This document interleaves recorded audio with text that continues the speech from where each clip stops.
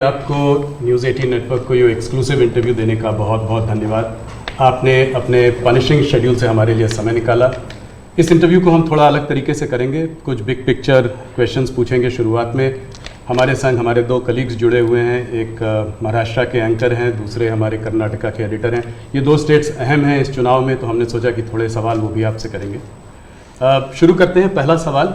सबसे पहले तो आपको और आपके सभी दर्शकों को मेरा नमस्कार। और मुझे अच्छा लगा कि आपने अपने साथ कर्नाटका और महाराष्ट्र को भी जोड़ दिया है, तो एक प्रकार से आपने मेरी मदद की है, वरना तीनों को अलग अलग इंटरव्यू देता तो शायद मुझे और ज़्यादा टाइम देना पड़ता। बहुत धन्यवाद, स्वागत है आपका नेटवर्क 18 थैंक यू भैया।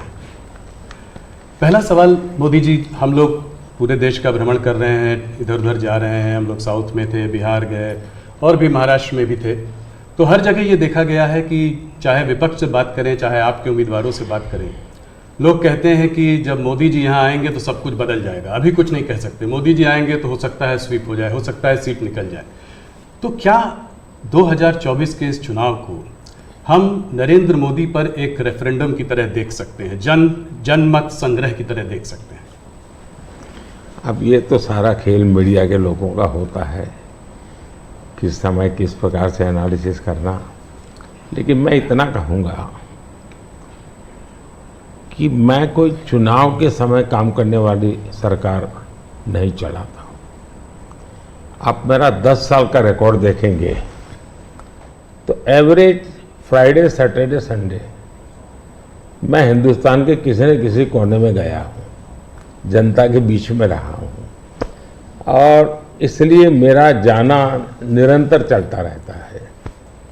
और चुनाव में मैं मानता हूँ कि लोकतंत्र का उत्सव ऐसा है कि सभी राजनीतिक दलों का कर्तव्य है कि ज़्यादा से ज़्यादा लोगों के बीच जाएं, जाकर के एक प्रकार से प्रशिक्षण का काम होना चाहिए, संवाद होना चाहिए, विचार विमर्श होना चाहिए।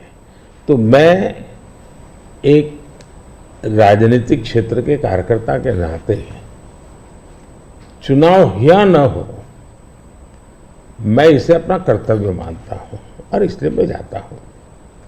जहां तक ये 2 फेज का सवाल है, मैंने ऐसा जन समर्थन बहुत कम चुनावों में देखा है जो मैं इस बार देख रहा हूं। एक प्रकार से चुनाव जनता जनार्दन लड़ रही है, सुशासन के लिए लड़ रही है, अपने सपनों को साकार करने के लिए लड़ रही है। ऐसा मुझे लगता है, शायद मैं तो शायद एक निमित्त हूं।